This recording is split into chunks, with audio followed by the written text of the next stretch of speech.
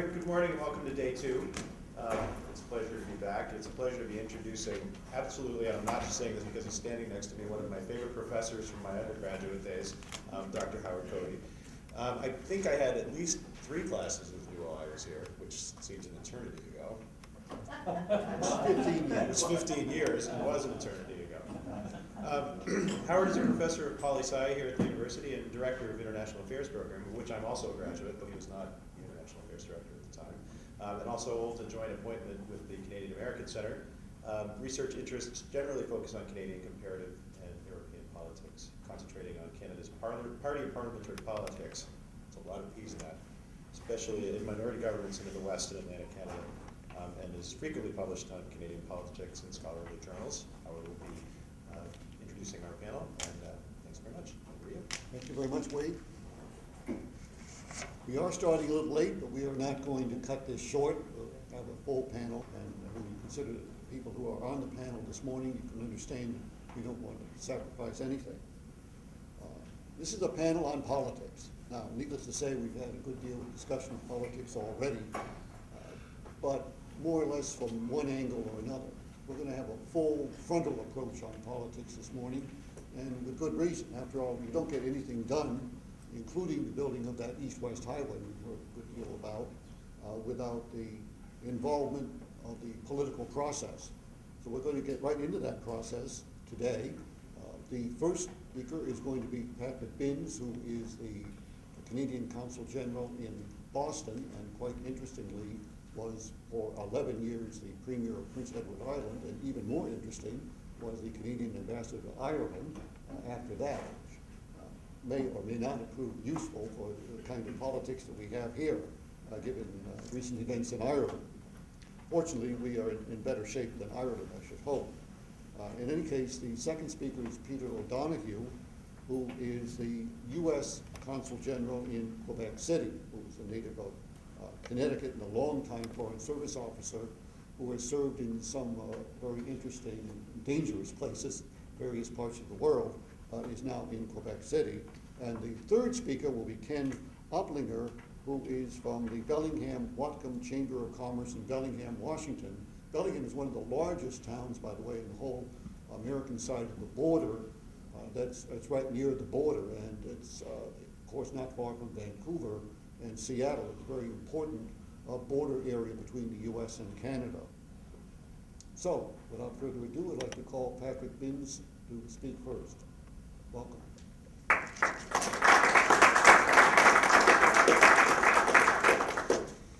Well, thank you very much, Howard. Good morning, panelists, ladies and gentlemen. I'm delighted to be here. Howard's mentioned we're going to get right into politics, and I think politics and economics don't separate sometimes a whole lot. It's hard to sometimes move the yardsticks politically, even though economics might suggest that should happen, and there are reasons why projects are a long time from vision to implementation, and that often has to do with politics. And you mentioned Ireland.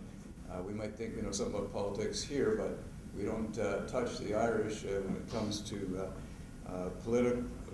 politics and differences of opinion. They seem to get along pretty good at times, and other times, of course, major clash. So I guess that really doesn't have a whole lot of bearing on what I want to say here, but I want to start off just by saying it's always great for me to come to Maine, because being based in Boston, sometimes start to feel a little detached from Canada. Back to Maine, it really starts to feel like Canada, at least the part of Canada that I'm from. And I was quite pleasantly surprised when back at the hotel room last night after the sessions and turned on the television, and I'm watching CBC, the Canadian Broadcasting Corporation, and of course the Ottawa Senators are playing the New York Rangers. Now the outcome of that was that the Rangers beat the Senators, but even that wasn't all bad, because the first star for the New York Rangers in that game last night was Brad Richards, who is a Canadian, and is also a neighbor of ours in Prince Edward Island. So I thought, well, you can't do much better than that. And I guess, hockey is an example of how integrated or how connected we are. And, when the Boston Bruins won the Stanley Cup last year, it was a great victory for Boston, for New England, if you like. But I didn't feel so bad because, you know, Brad Marchand and Maxime Bergeron and Lusick and Tyler Seguin, I mean, these are Quebecers, these are Canadians. I mean, half the team is Canadian. So that wasn't a loss for us. And again, it shows how integrated and connected we are. Boston is very much connected to Canada. This region is very much connected. There are communities here that are some 70% origin from Canadian Franco-Canadians. It's quite amazing. You look at the history. I mean, the community names, the family names. Sometimes, yes, anglicized, but you know, you can see the connection. And we take this relationship for granted sometimes. So anyway, watching the hockey game was a highlight, and then right away on comes CBC National News, and I'm watching Peter Mansbridge. And so anybody who's ever lived in Canada, I mean, everybody knows who Peter Mansbridge is. He's our most famous newscaster after Lloyd Robertson, for some of you who really know Canadian identity. But anyway, there's Peter Mansbridge reading the national news, and the first story is about the Alberta election. And this is Canadian politics at its sort of key point right now. Alberta did have an election yesterday, and they have a Conservative Party in office for, I think, since 1971. Over 40 years, this Conservative Party has been governing Alberta. And Alberta is a conservative place. And the opposition party is called the Wild Rose Party, an offshoot, if you like, of the Conservative Party in Alberta, who thought that the Conservatives weren't taking care of business, that, you know, they had to swing right, be a little tougher on finances and manage better and take care of resources, and saw some slippage over the years with the Conservatives. So anyway, a few weeks ago, this story is very important for Canada because as goes Alberta right now, so goes Canada to a certain extent. Alberta is the new driver of the Canadian economic engine, if you like. And so everybody's watching the outcome of this election.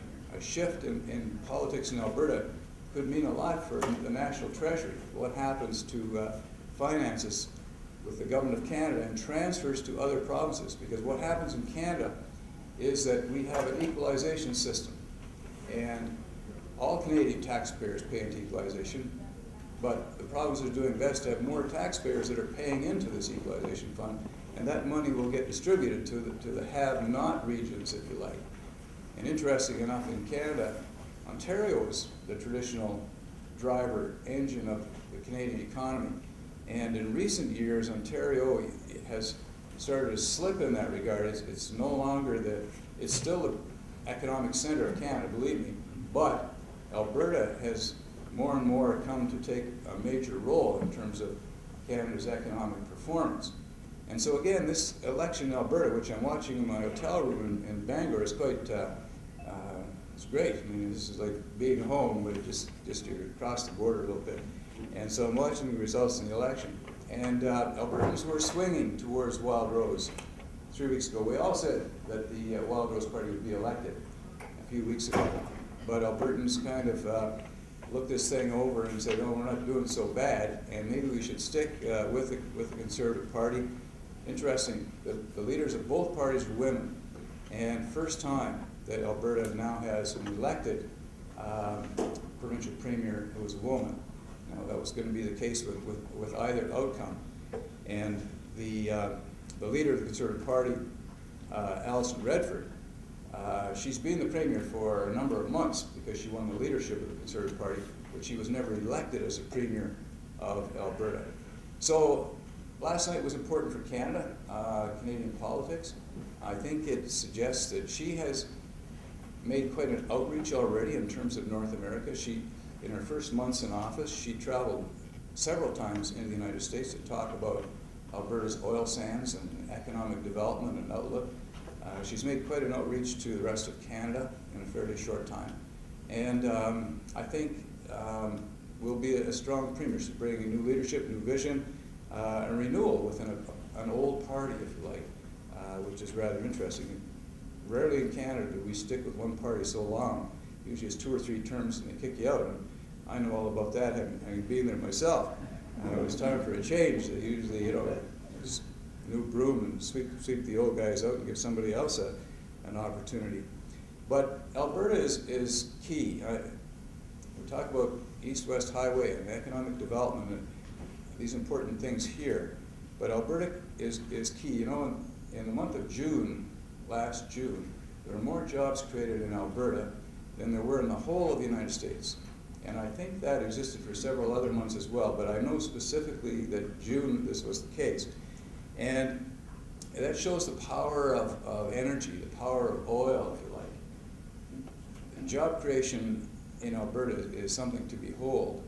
If you've been to Edmonton or Calgary recently, and I've flown into Edmonton not so long ago, you get off the airplane and you start driving the highway from the international airport into the city, and you're just about run down with trucks. I mean, there's a bonanza sort of going on, the movement of goods and people, and the power of that is something to behold. I suppose it's like Texas oil in its heyday. I mean, it's really happening out there. To a certain extent, the same thing in North Dakota, I'm sure. Interestingly, similar thing in Saskatchewan. Saskatchewan is coming on stream very strongly in Canada. But the power of Alberta's oil sands is important to understand. I actually came from Saskatchewan, moved to Prince Edward Island. In Prince Edward Island, in the wintertime, you know what happens? The Gulf freezes up, so the fishermen can't fish.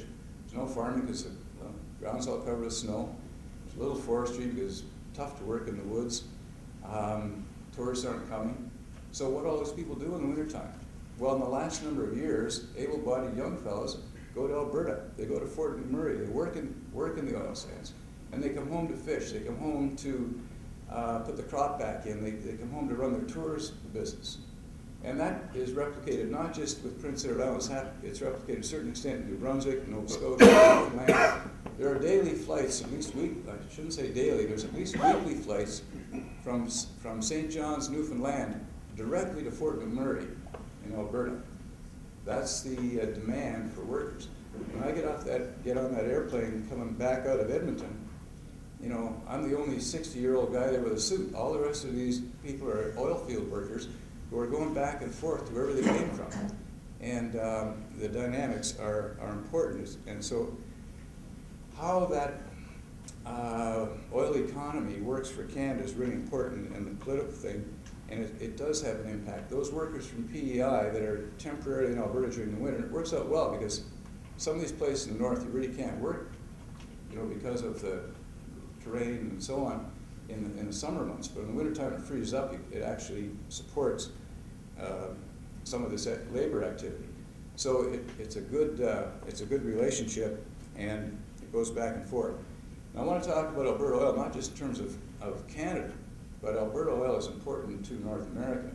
And it's interesting to me that as Americans, you don't see that Alberta as a foreign supplier. When you talk about, your own oil, if you like, and the future of energy in the area, the advertisements I'll see here on television and so on, and the discussion is not about, when you talk about foreign oil, you're not talking about Alberta, you're not talking about other energy products coming from Canada. In Canada, by the way, in terms of energy, we're America's largest supplier of oil, of gas, of uranium, and of electricity.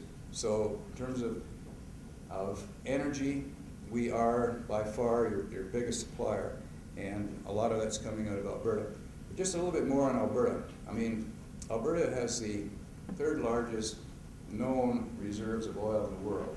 The Saudis have more, Venezuela may have more, and we're perhaps third. But if you look at the development of the oil sands, it's a 40-year development so far, roughly, and how much has been extracted so far is about like a smart car on a football field.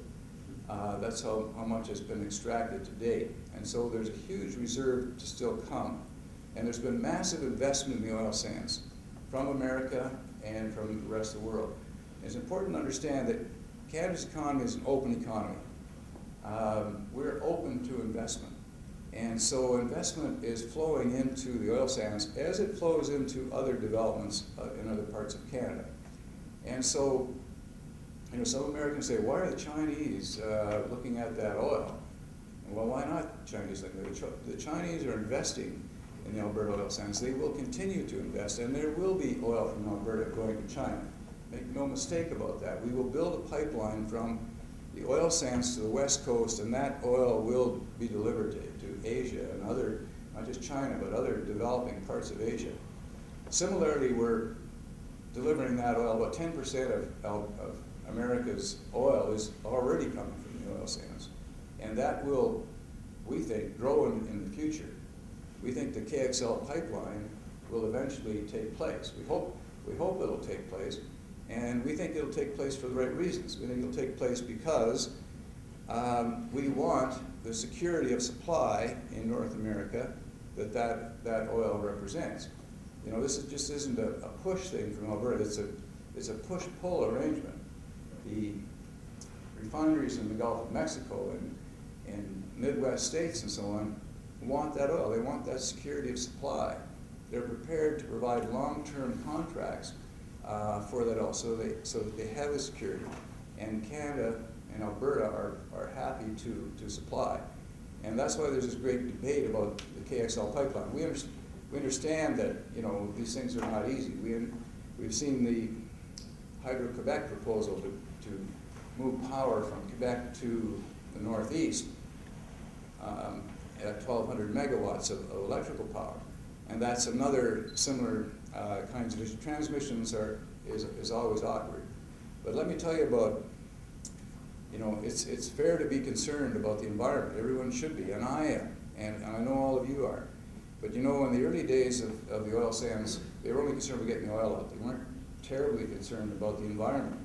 Well, that has changed. You do not extract oil in Alberta now without major permitting processes that take years, take tremendous examination and approval by the environmental authorities and so on.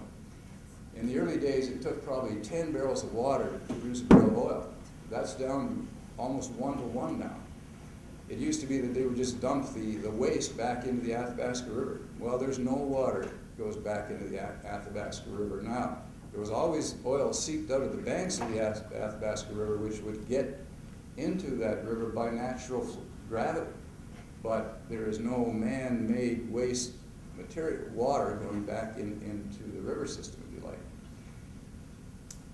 Initially, just about all the development was mining in the oil sands. That too is changing very rapidly. There will continue to be mining in the future, but not to the extent there was in the past. And what's happened very rapidly is they're moving over to what's called in situ. And what in situ means is that basically what happens is they drill 2 holes in the ground. First hole goes down vertically and then shoots out a mile in in radius, and steam is pumped down. And that steam is pumped into the oil sands. The heat releases the oil from the sands, pretty simplistic, and then you can pump the oil back out. So when the oil has been extracted from that area, it's very easy to restore it to its natural state. Replant the boreal forest, the flora, the fauna, the wildlife come back, and you know, it looks like it did before. And so the economic or the environmental footprint is radically changing, if you like, in terms of how it's done. And you know, a lot of that technology is even coming out of areas like New England. I mean, we're not an isolated community. I mentioned investment. Investment in the oil sands, 70% of the investment in the oil sands comes from the United States of America. This is not just a Canadian project. This is a very important North American project. We've identified 64 companies in New England that are major suppliers to the oil sands. Not just a few jobs, as many as hundreds of jobs in some plants, building equipment that are being used in the Alberta oil sands, or pump oil from the oil sands to somewhere else, or some part of that process. So that's why that's important. It's why the Canadian government, the government of Alberta, and other governments are supporting the development of not only oil sands, but you know, proposed pipelines and so on. You know, there's been a lot of focus on the KXL pipeline. If you transpose the KXL pipeline onto a map that has all existing pipelines, you can hardly find it because the whole network in America is so crisscrossed with pipelines. Superimpose it, you can hardly find it. I didn't know till recently that 2 pipelines run from Portland to Montreal. Since the war, have been moving oil from all over the world. It comes into Portland, ships it to Montreal for processing. Out of sight, out of mind. I'm sure it's on some people's minds, but you know, pipelines are a responsible way to move oil. They're safe. I mean, lots of people are going to tell you that there are issues, and yes, there can be, but properly managed, really not that big a deal. Well, back to my CBC news in the hotel room in Bangor. So we told you about the Alberta election, told you about the oil sands. The next story is about the Arctic, and how the Arctic is changing. And the Arctic is very much on the mind of the government of Canada as it is of world governments today. And the reason for that, of course, is the fact that the oceans are warming up, and at least one person interviewed last night said that by next summer, the summer pack of Arctic ice will have gone. And I don't know exactly what that means, but I know it means it's going to be more open. Another commentator said 10 years, and basically, as I understood, he said the Northwest Passage is open. And so that changes the dynamics again of how the world will ship and interrelate. And you know, somebody just gave me a book on Columbus's 1492, 1493. So I'm reading about Columbus. You know what's driving the Spaniards and Columbus? It was to get to China faster, so that they could get the silk and get everything else that's coming out of there faster than the next guy. So they would have the Spaniards would have the next best product, right? The thing that people want, or not necessarily what they need, but what they want. And that's what's driven economies around the world. That's why Columbus set out for China. That's why the European explorers came to North America. That's why, you know, the fur trade developed across Canada. That's what built the country, if you like, is demand for the next product.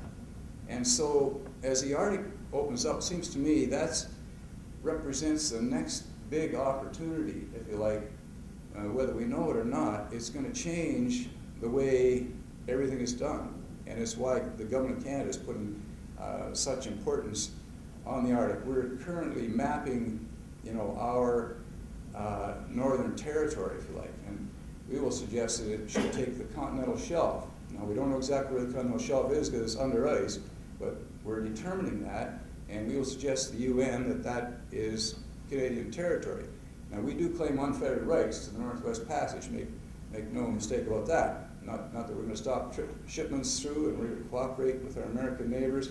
And you know, your territory in North Alaska will cooperate with the Norwegians, the Russians, and so on. And the Russians will have their own passages, the Eastern Passage, and you know that's opening up too, and it's continuing to change things.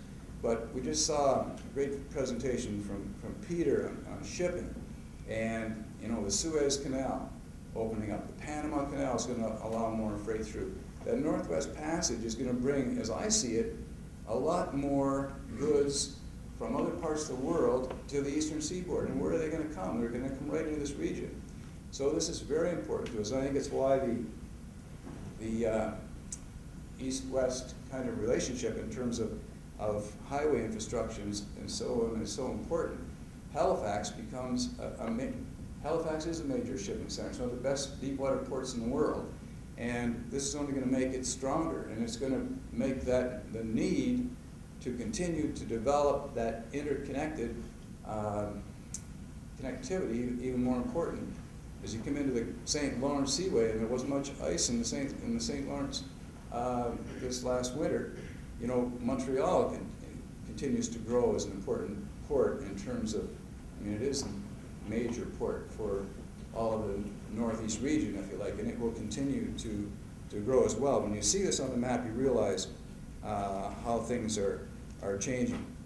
You know, I talk about Quebec and mentioned Montreal, and I think probably heard from Jean-Stéphane yesterday in terms of what's happening in Quebec, but their new Plan Nord is a major investment in northern Quebec. When you see Quebec from satellite, I mean, if you're sitting on the ground here, we all think Quebec is a great landmass north of here, right? When you see it from the air, you realize it's not just a great landmass, but that there's tremendous water there. I mean, that's what you see from a satellite. You see water, and you realize the potential of this water. This water is what has given Hydro-Quebec its considerable clout in the energy, in the electric business, if you like. And as they develop Plan NOR, which is more investment in North, they're going to continue to develop these hydro sources and that water power for the future. So it speaks loudly to the opportunity. But there's other things in Quebec. I mean, Quebec is the home of Bombardier, one of the most successful aerospace companies in the world. It's the home of biotech industries. They have a green focus, and of course, the huge connectivity here in Maine and with New England. Well, Canada, if you take our whole country, we're the largest market for 36 of the U.S. states, and the Canadian market is very important to you. We're 35 million people, about 10% of the U.S. population, and your largest market. We're a bigger market than China, Japan, Germany, the UK, all combined. You think of, the world today is China. Well, it's more and more, but the Canadian market is still bigger than China, Japan, Germany, the UK combined. It's a bigger market than EU 27 countries combined, and very important. I mentioned the Arctic, and swing back to what kinds of industries that'll bring on. Canada has announced a major shipbuilding program, which of course is going to be, they've awarded contracts already to the Irvings, who you know very well. Irving Service Station is down the road here. The Irvings will embark on a major shipbuilding program centered in Halifax, but with benefits not just in Atlantic Canada, but I believe through the whole region. Companies like, I'm sure, Bath Iron Works and Raytheon, others will be part of this. Ships today are not just iron hulls. They have technology on them that's unbelievable. There's miles, sometimes hundreds of miles of wiring in these ships. The technology is unbelievable. So the support that's necessary to build these ships is going to be fantastic and will create a lot of opportunity. The Arctic, as it opens up, will present more opportunities for further oil and gas development. There's a lot of discussion now about the Arctic fishery and how that will be managed into the future, but a resource that obviously has been difficult to access and has to be managed in the future. Many minerals and so on. As you come around that Northwest Passage, and if you're coming from Europe, wherever you're coming from, before you get here, you're going to come by Newfoundland and Labrador. And I just want to mention this because Newfoundland and Labrador are so important to the future of the whole Northeast and to North America generally. Newfoundland has moved from, remember I mentioned have-not provinces and have provinces? Well, since Confederation, Newfoundland was a have-not province. In the last few years, it's become a have province. And why did that happen? Because if you look at offshore oil and gas in Newfoundland, it is now driving the Newfoundland economy. The Hibernia developments are driving the Newfoundland economy. The Newfoundland economy is resource rich. They're building one of the biggest nickel smelters in the world south of St. John's in the Avalon Peninsula at the present time. This is a major development. There won't be enough workers in Newfoundland to supply the needs of not just the offshore, but of the new developments that are happening in terms of mineral development in Newfoundland. So it really is an important place. Churchill Falls, you've heard a little bit about Churchill Falls. And Churchill Falls is one of the biggest hydro developments in North America, I guess, today. Well, Churchill Falls 2, Muskrat Falls, will produce, I believe, is 3,000 megawatts of power, and that power will eventually come from Labrador, under the Strait of Belle Isle, to Newfoundland, down to St. John's, undersea to Nova Scotia, connected to the Emera system that you heard about yesterday, and into the Northeast. And some 40% of that power originally will potentially come to the Northeast. I'm getting a little long-winded here, so I'll try to wrap it up. But Nova Scotia is key. I mentioned Halifax. We've always been connected by the Bay of Fundy in this region. What's happening, some tidal power developments are pretty exciting there. New Brunswick, saw them even on the map this morning. You saw the Irving name, you saw the McCain name, the Braggs and Oxford Foods. New Brunswick is Canada's officially bilingual province, and it's been a great asset in terms of economic development, because if you're a French person looking for a call center service because your computer is not working properly and you're in Louisiana, chances are you'll be connected to New Brunswick. They've done very well with that. Prince Edward Island, where I'm from, smallest province, you saw yesterday, heard yesterday, some remember an example of Twin Shores. We're a great place to spend that money you're going to make in all the other developments that are taking place. And we will be 100% renewable in PEI from wind. At least it looks like that's the way we're going right now, except that the wind doesn't blow all the time. But we can produce enough wind because there's a lot of wind off that couple hundred miles of open water to the north of PEI. And we have a nice little aerospace biotech industry. And by the way, my neighbors and my farm in PEI just happened to control a lot of blueberry land. And I was never sure whether it was John Bragg or the Wymans that were the biggest, but my neighbors are all Wymans, or at least blueberries being grown by and for the Wymans here from Maine. And again, it's another example of where we're not isolated. We are extremely connected. I have to quickly mention a little bit more about the north. You know, the largest iron ore deposit in the world is in Nunavut, and the French and Europeans are in there starting to develop that. In the Northwest Territories, you now have 3 active diamond mines that are generating new diamonds for the world economy. And the Yukon, remember the Klondike? In the Klondike years, there were 17,000 claims for gold filed in the Klondike. Well, in 2010, there were 83,000 claims filed for gold. So you can see I don't know if people are talking about the gold rush, but basically there's a great opportunity. Anyway, this great opportunity for the Northeast, great opportunities for Maine. Exports from Maine to Canada supported 37,000 jobs last year. 33% of your exports, 975 million, go to Canada. You get about 900,000 tourists in the state of Maine from Canada. And we're very connected. We've got to make that border work better. And it's why the President Obama, and our Prime Minister, Stephen Harper, in December signed, at least agreed to an action plan. And that action plan has a whole bunch of elements that should make shipping in the Northeast connections work better. Ship rider programs, next generation border enforcement so that your border officials can be working out of Montreal and we're back and forth. We have a new system in turn that will bring new, more efficient inspections. Cargo coming that's loaded on trains at Seaport will be screened once, accepted twice. We'll have wait times, better information so truckers know whether to go to Calais or to Holden, that sort of thing. And if we do this right, I think the future really does belong to this region. It's exciting what's happening here, and I can see everything sort of focusing in around it. So I want to thank Stephen Hornsby here at the University of Maine. All of you are part of the program. We think it's one of the most successful Canadian Studies programs in the United States, and we're delighted to have you as partners, and so take us along, Mr. Chairman. Thank you.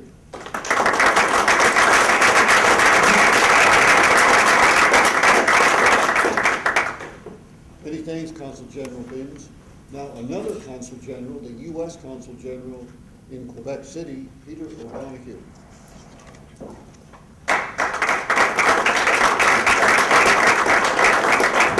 Thank you very much. Thank you all. It's great to be here today. And it's fascinating to follow Ambassador Binns, hear what he had to say about the relationship, particularly, thank you very much, particularly regarding a lot of the oil sands developments out in Alberta and a lot of the developments going on in the Arctic.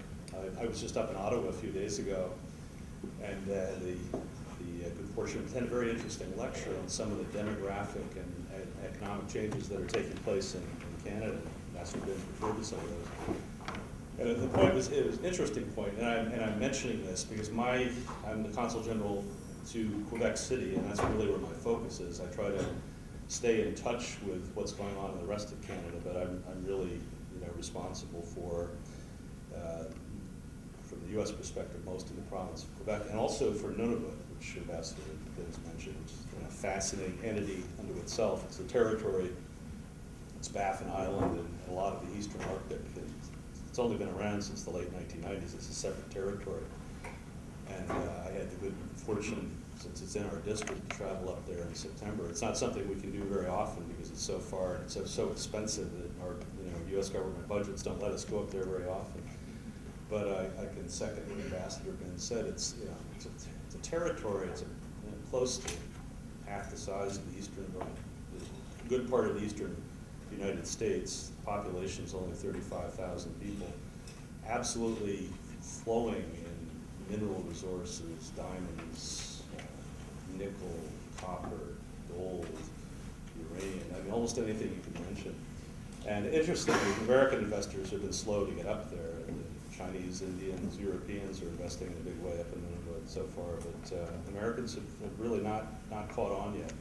Fascinating place. I mean, if you ever have the chance to get up to Nunavut, it's a different world. I went to three different places on Baffin Island, right up to the top. Really, really spectacular. But I mentioned I attended a lecture in Ottawa the other day on sort of the demographic economic changes in Canada. And it's really striking. Ambassador Vince addressed this, but the point the lecturer I was listening to was making was demographic changes are huge. I mean, Canada, we in the U.S. tend to think of ourselves as a immigrant-friendly nation, and we are. We take a lot of immigrants. Canada, on a per capita basis, takes quite a few more. And a lot of the focus there has been on in Chinese, Indian. Immigration, a lot of them fairly well off, and a lot of these people have settled. They tend to be Anglophone or inclined to learn English and to settle in British Columbia, Alberta, and so on. And this person's point was this has had a dramatic change on sort of the political culture of Canada, and you can see this now with the rise of the oil sands and this tremendous energy development in Western Canada and the shift of population out to the west. It's really impacted the area where I work, Quebec, in a lot of ways, although a lot of these trends are just beginning to be seen. There's always been something in Canada called the Laurentian Consensus, which was basically sort of a de facto arrangement between Ontario and Quebec that they had primacy in Canadian politics, and that the rest of Canada essentially revolved around what the political elites in those two provinces viewed as the future for Canada. And that consensus seems to be dwindling now. And for Quebec has a very active immigration policy of its own. It has a number of offices overseas, and it seeks immigration. It has a bit of a problem in trying to keep a lot of those immigrants from leaving the province and moving west for economic reasons or because some of them prefer to speak English. And it's had less success in attracting people from the China, India, Asia side of the equation, and losing thereby a lot of the people who have money to invest and so on. So it's an interesting demographic, and the birth rate in Quebec is quite low, and it raises issues about the political future of Quebec as an entity and within the Canadian entity overall that I think will be addressed in coming years. The federal election last May had a lot of surprises, and Quebec essentially voted out the Bloc Québécois, which is the sovereignist party, and replaced it by voting heavily for the NDP, which is a sort of a left-wing party, and it's now the opposition party in Canada. And what you see is Quebecers more and more expressing a political culture that seems to be at variance with the political culture of much of the rest of Canada, particularly as expressed by the progressive conservatives. So whereas Quebec's focus is on healthcare and environmental issues and a number of things. They view themselves increasingly in opposition to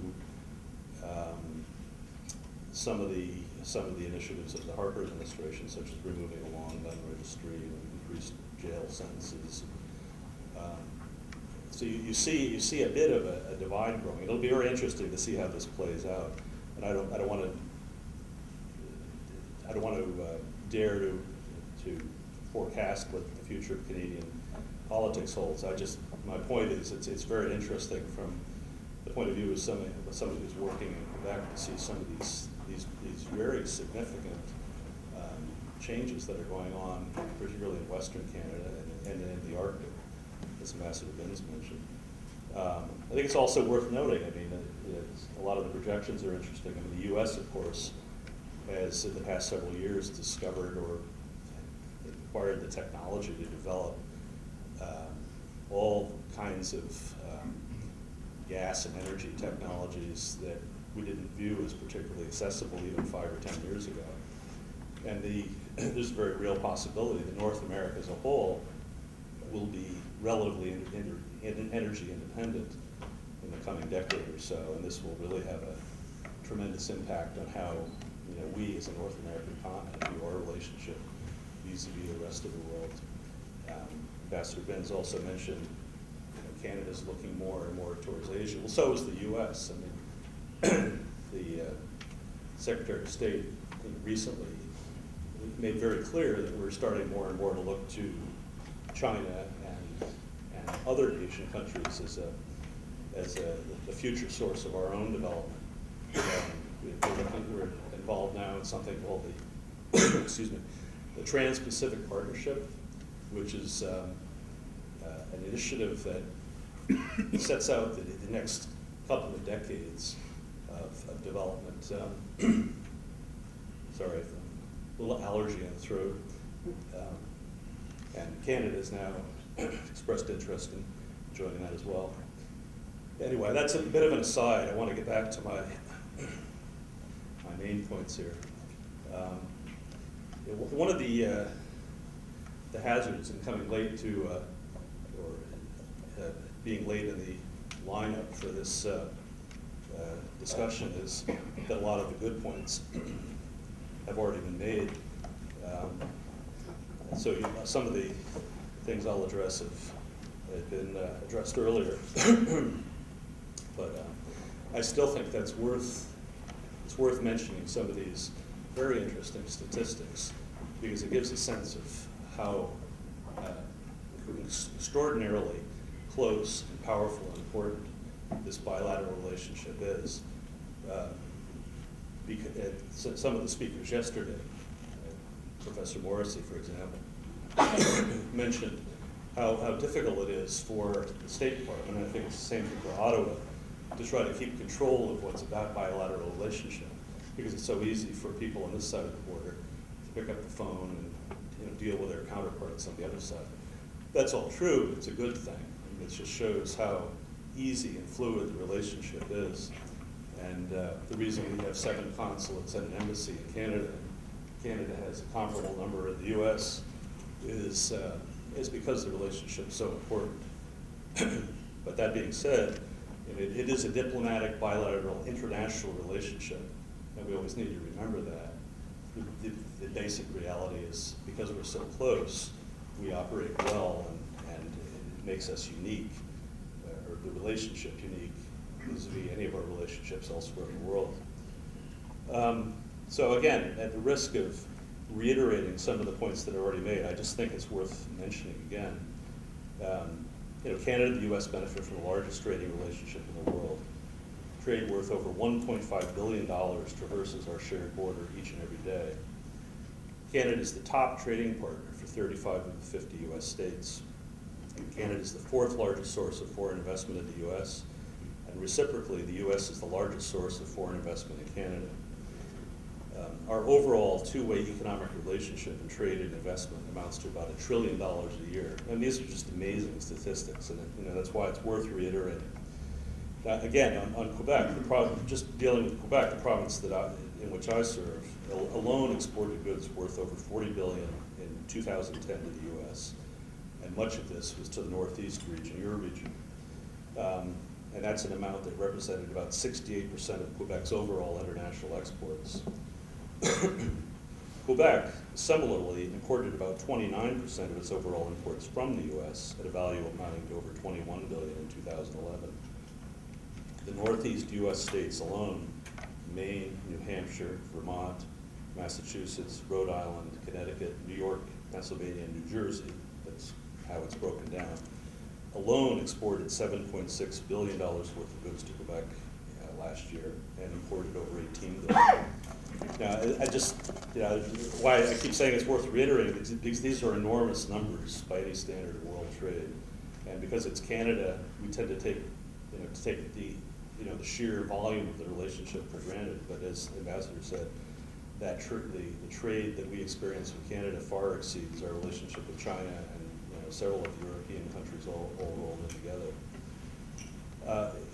But speaking of Quebec again, it's worth noting that these figures, which are very significant, represent a significant reduction from earlier years before the economic crisis in the U.S., when Quebec's imports and exports to the U.S. were even larger.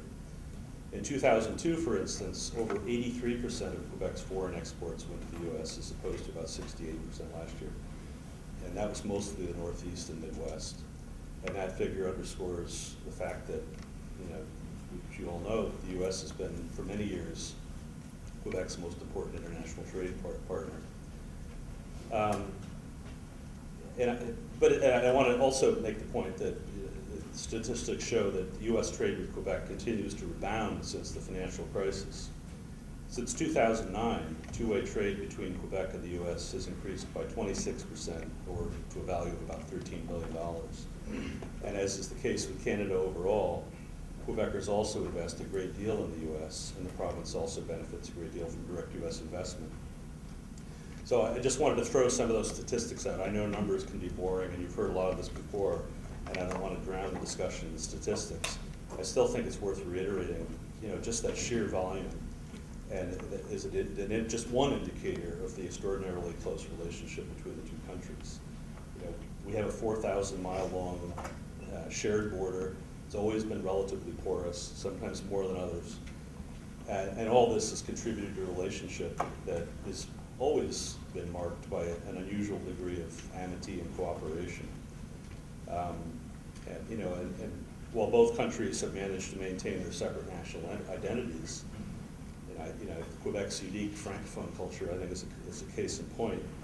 There's still a great deal of culture, in the term writ large: books, movies, TV shows, clothing styles, automobile preferences, eating habits, and overall habits of mind that has spilled over from one side of the border to the other and facilitates the trade relationship, facilitates the overall economic relationship. I watch a lot of TV in French in Quebec, but a lot of the shows are U.S. shows or translated into French. And, there's a great deal of common points of reference that anybody in Quebec understands as well as anybody in Maine or California or Florida. And the fact that some 350,000 people cross the border in one direction or other every day of the year and generally feel pretty comfortable when they arrive in the other country, I think it's an indicator that Canadians and Americans share a great deal of culture. Our mutual habits, our mutual values, and our mutual habits of mind, shared habits of mind, contribute enormously to the ease and desirability of doing business with each other. And this helps oil the wheels of economic integration that have already been greased by geographic proximity.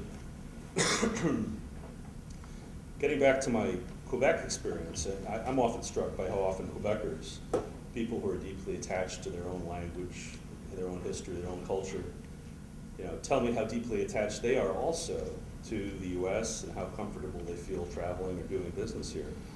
I don't think I've ever met a Quebecer who doesn't know the coast of Maine or parts of Florida as well as he knows the Beauce or the North Shore or the Gaspé regions of Quebec.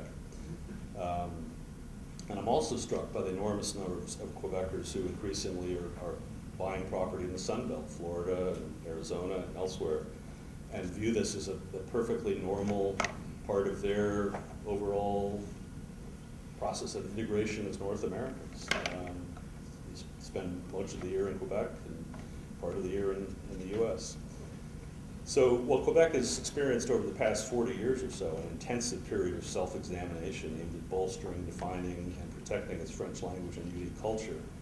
It seems pretty evident to me that most Quebecers, including many, many young people, view the US as a ripe terrain for work, study, or travel. Many are eager to polish their English language skills, and they look to travel or do business opportunities in the US. And I think it's interesting, the Quebec government recently mandated the intensive learning of English it's at the 6th level, which is for kids about 12 years old,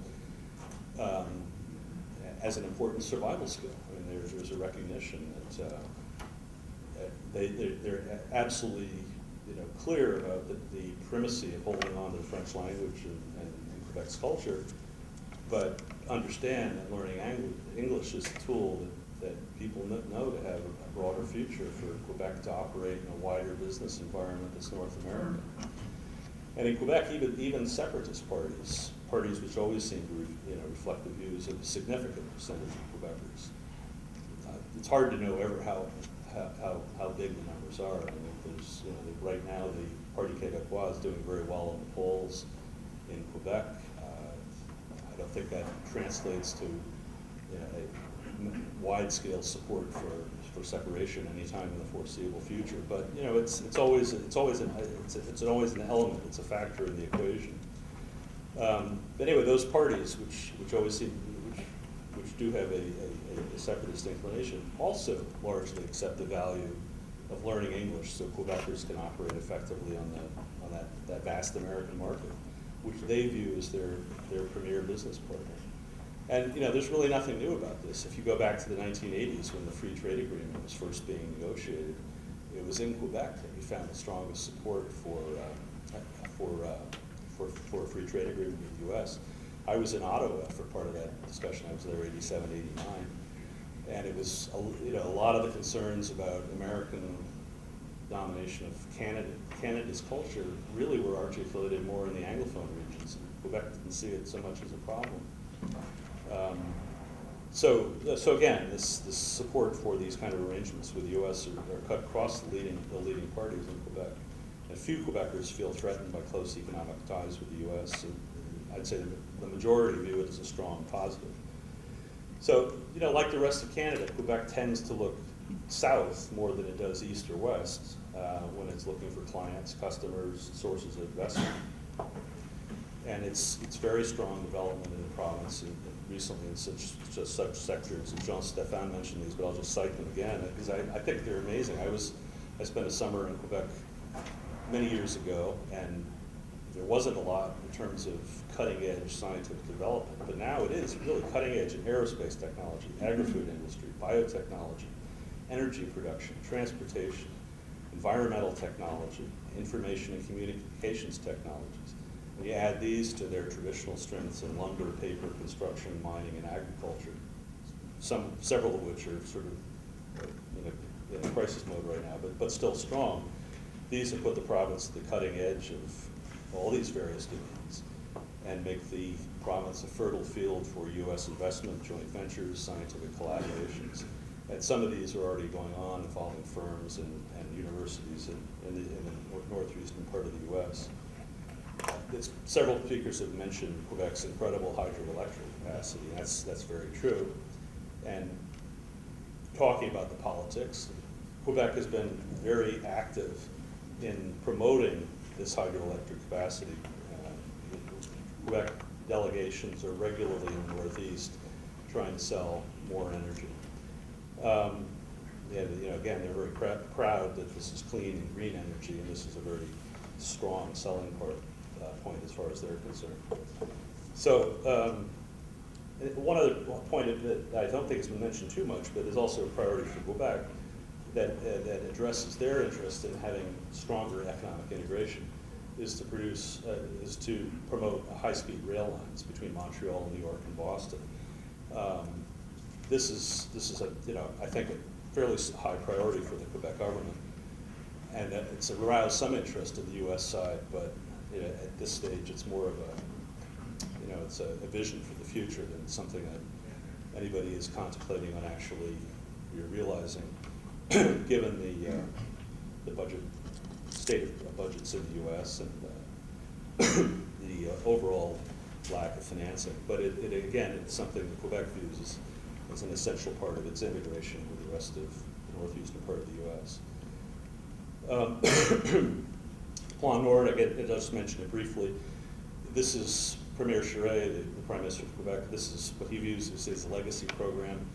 It is an astonishing resource. I mean, the 2/3 of northern Quebec that Jean Stéphane and others mentioned yesterday, it's twice the size of France. It's absolutely rich in almost every mineral that you can imagine, as well as the vast hydroelectric sources. I flew up to northern Quebec last year, and you look down, and it's just lakes and forests. Hardly a sign of any development at all.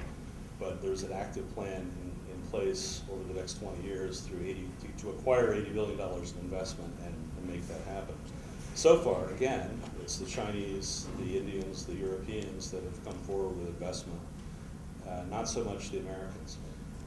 Investment in infrastructure is a huge potential opportunity for people in the Northeast. I mean, they're talking about developing new ports, new port facilities, railroads to move the ores from the mines to the ports, and all of the mining developments themselves, and so a huge infrastructure opportunity for American firms if they choose to take it. And I just, speaking of Charest again, and I met with him just a few days ago, and he just asked me to bring the message down here that he really is open for business with Maine. I know he's had discussions with Governor Lepage. That was addressed also yesterday, and he just asked me to reiterate in the meeting today that this is something that he views personally as a serious initiative. He would really like to move forward on a range of fronts.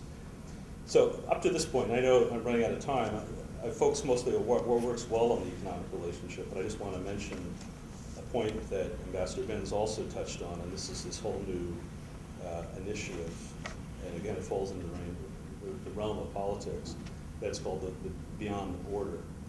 We all remember the tragic events of 9/11, and we know that in response, both the U.S. and Canada drastically tightened up border security as a way of securing our relative, our respective borders and preventing bad people from entering our countries.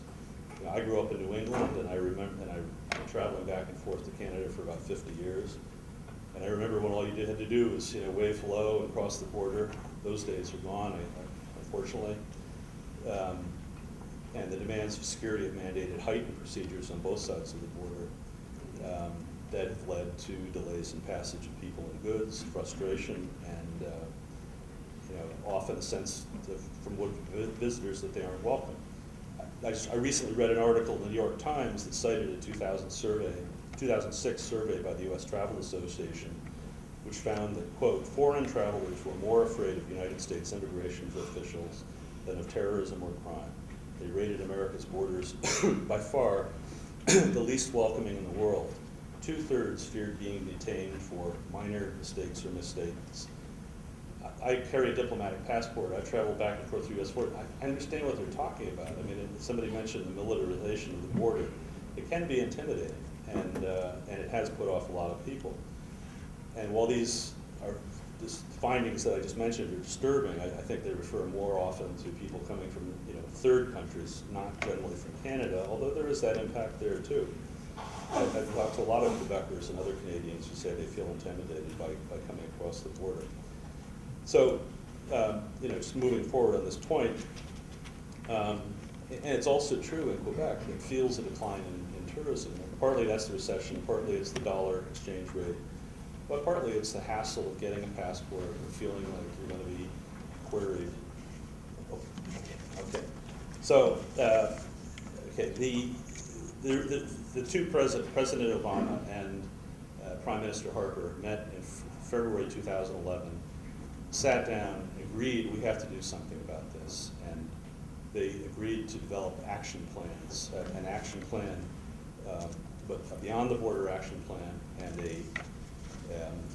a regulatory cooperation council action plan, which essentially have the intent of creating a bubble, a perimeter around the U.S. and Canada that pushes security out, so that persons of concern, in theory, will be noticed when they try to get on a plane or a ship to come to North America. When they enter in Europe or Asia or somewhere else, not when they're right at our doorstep.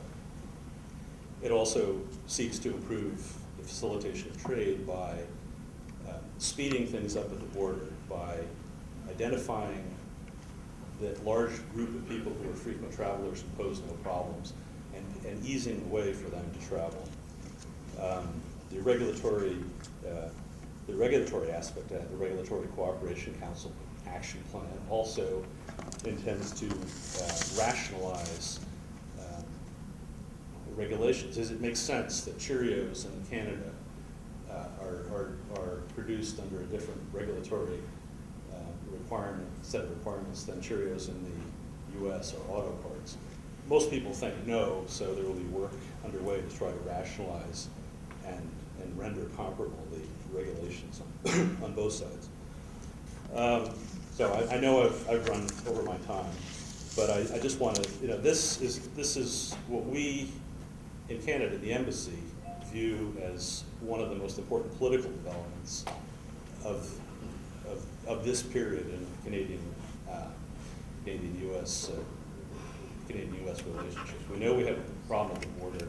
We know it costs both sides a lot of money, a lot of frustration, and we want to fix it so that goods can flow more easily and people can as well, as long as they're on a legitimate purpose and there's a strong political will to making this happen.